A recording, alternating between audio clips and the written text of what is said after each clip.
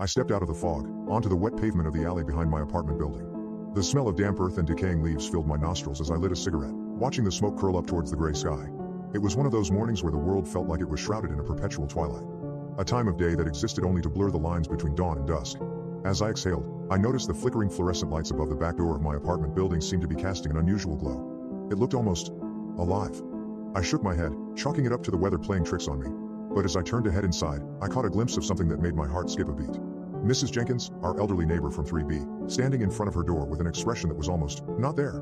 Her face was frozen in place, her eyes vacant and unseeing. For a moment, we just stared at each other.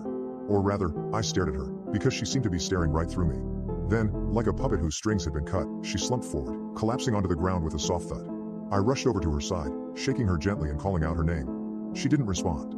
Panic set in as I tried to rouse her, but it was no use. Mrs. Jenkins lay there motionless, her eyes still glassy and unblinking. A chill ran down my spine as I realized she must have been standing there for some time. The wet pavement around her was stained with tiny droplets of rainwater that had formed small, perfect circles.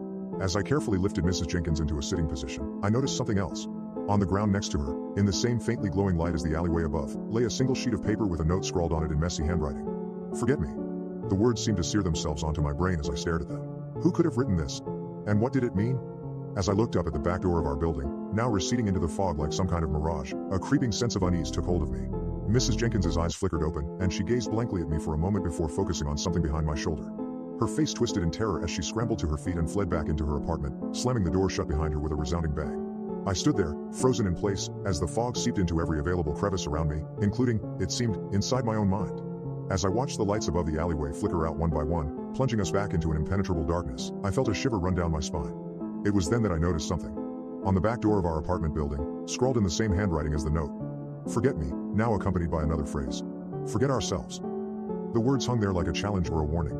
And I knew I would have to try and forget it all, but could I?